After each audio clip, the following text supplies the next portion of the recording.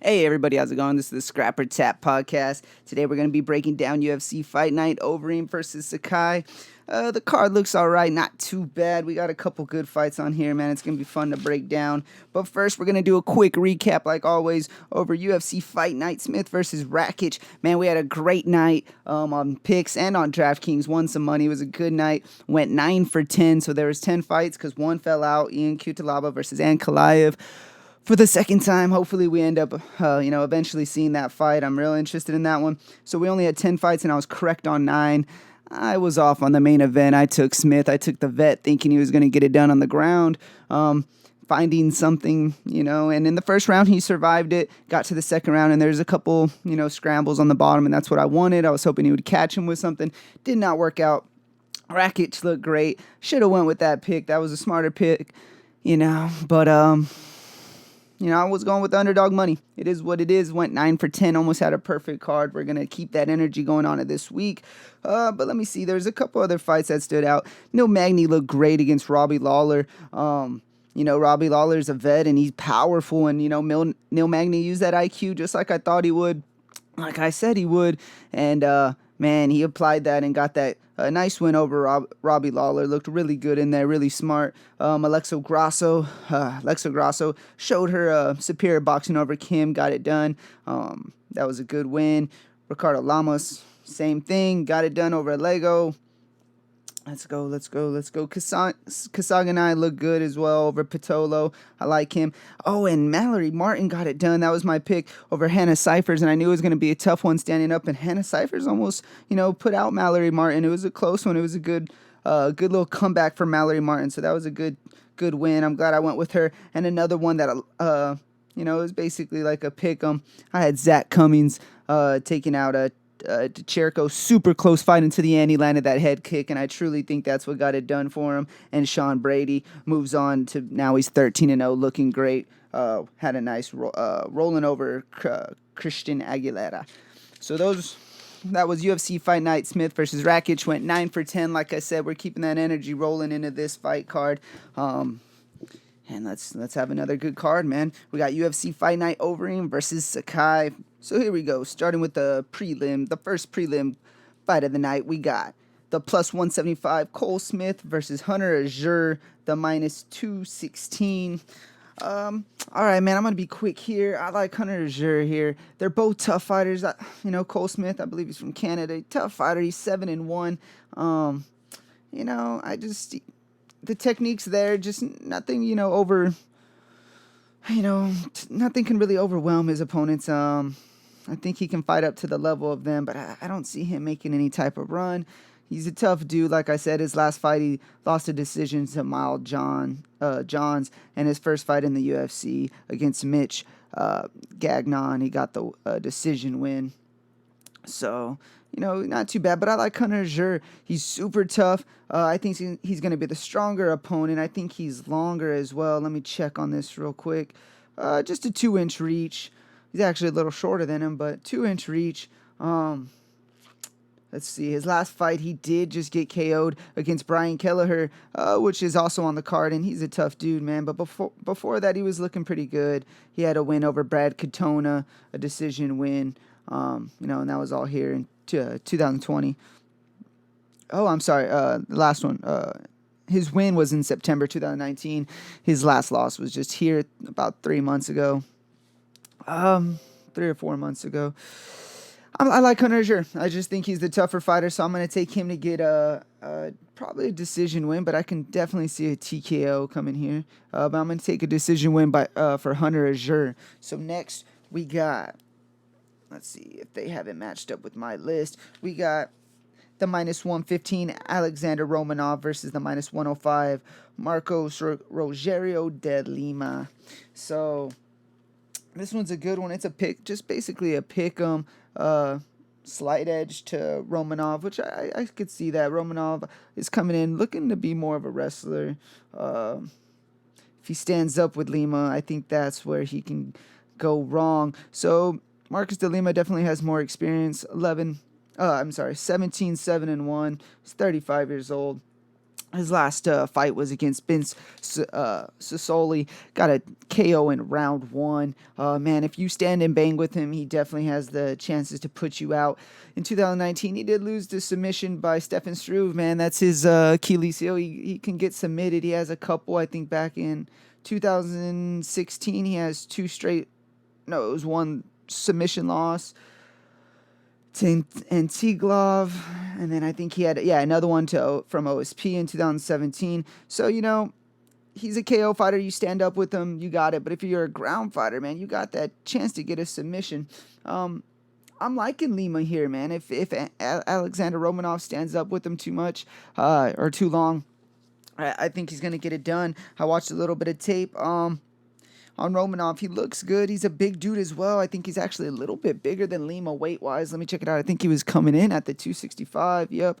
And Marcos de Lima's 253. The punches I saw from Romanov, they look good, but he wasn't putting people out like knockout power the way de Lima has. So if Romanov tries to stand up or do anything crazy with him, with de Lima, I think de Lima's going to knock him out first round. Now, if Alexander's able to take him down, maybe he can get it done on the ground with the submission. I think that's his path to victory. The ground and pound, I don't know if he's going to hurt de Lima. Like I said, he was TKOing people in other organizations, but he wasn't really putting them out against guys like Lima and better competition in the UFC. I don't see him putting too many people out. But you never know, man.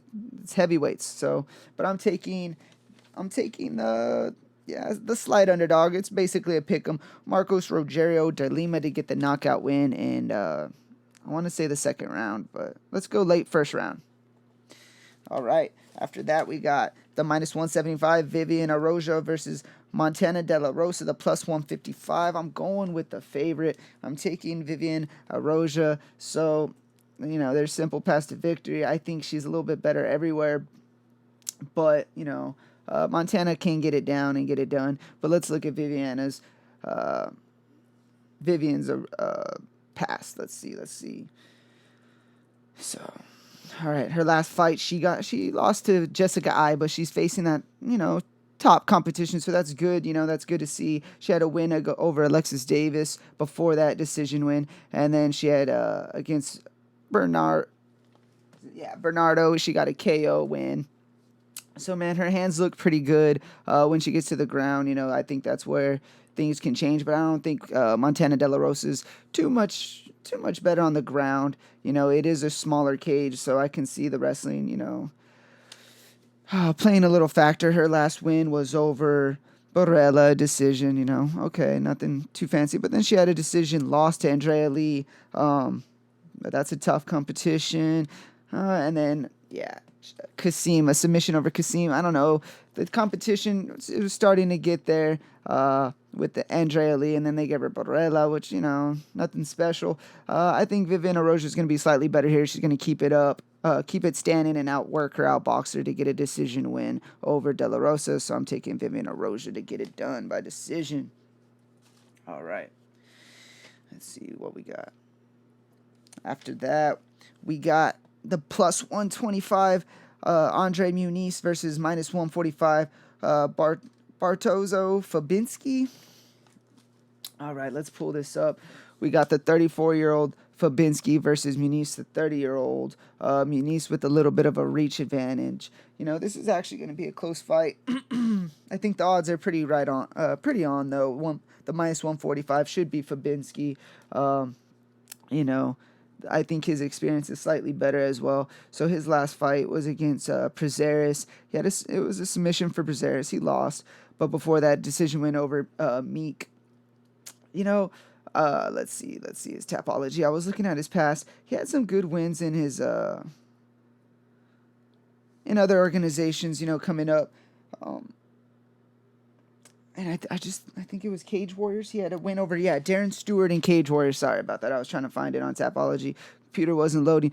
But, he had a nice win. I watched that whole fight. I thought he looked pretty good, man. And I don't think Andre Muniz is going to live up to like a Darren Stewart. So, that's why I was leaning towards Fabinski. So let's look at Darren Stewart. I'm sorry, Andre Muniz. His last fight was against Arroyo, and he got the decision win. I think I don't know. I don't see too many paths to victory for Andre. I did see a lot of people on Andre saying that if it gets to the ground that he's going to submit him. I don't see it going that way. I think Fabinski's going to get it to the ground, do some ground and pound. I like him here. I'm going to take the favorite, Fabinski. I'm going to get it. I'm going to say by, let's go decision with a bunch of takedowns. Let's go decision, Fabinski, bunch of takedowns.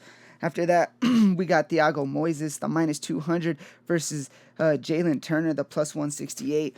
This one's going to be a fun one. One of my favorite ones on the fight because I do like Jalen Turner a lot. I talk about the long fighters. I enjoy Jalen Turner's style, but it could hurt him in this fight. He's going against a ground guy. I think he has a lot better, let's see where it's at.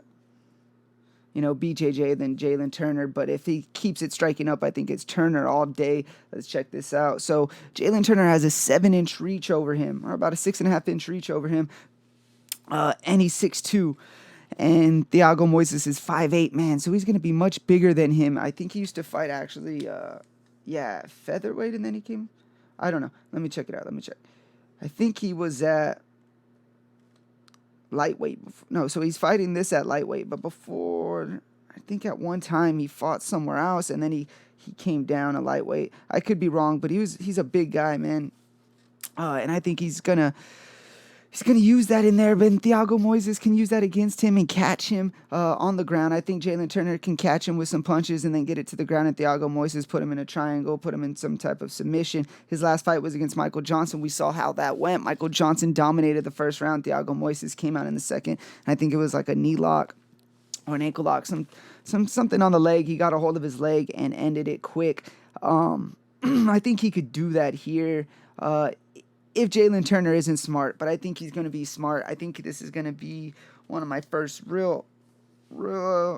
first underdog of the night.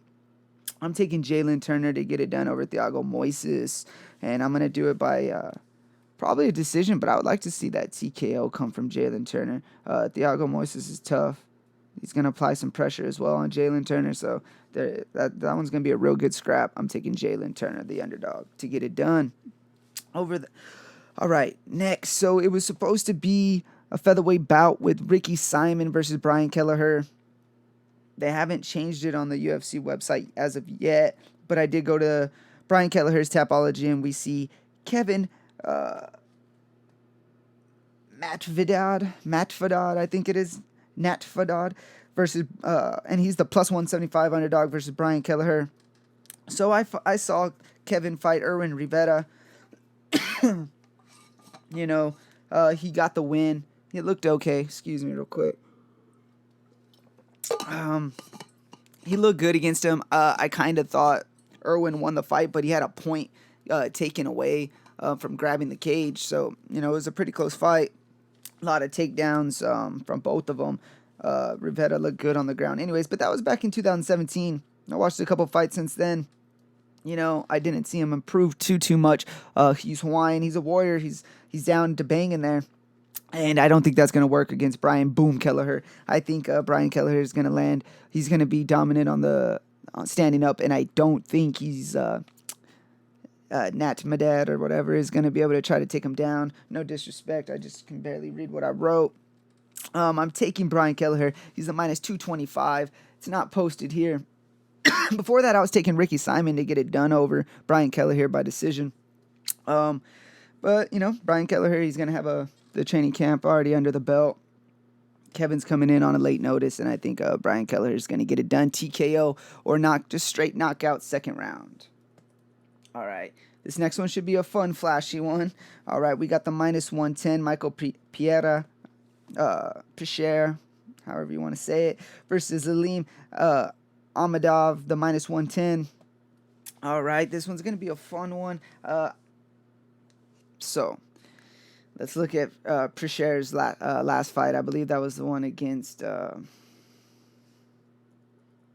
Diego Sanchez, which he was winning that whole fight, guys. He was winning the whole fight against Diego Sanchez. And, he made a bad choice. And was it the knee to the head? And Diego didn't want to continue. Totally understand. Disqualified. But he looked good in there against him. Before that, he was upset by Tristan Connolly, and before that, he had a win over Danny Roberts, which put him on the scene, and everyone, he had a KO win, and everyone really looked at him. So after that, he got a little fancy against Tristan Connolly. We already know he's a fancy guy in general, likes to do a bunch of backflips and, excuse me, when the guy's down, he'll do a flip on him and just try to, they're effective, but they look flashy, it looks good, whatever. But he got caught up in that. His gas tank's a little weary and did not get it done against Connolly. After that, he took on Diego Sanchez. He kind of cooled down a little bit, still a little flashy, a little dancing. But I think he knew his gas tank was going to be enough for Diego Sanchez, which it was if he didn't get disqualified. But I hope he's been working on his gas tank. If so, I think he's going to look good here. He has that knockout power if he just gets it together.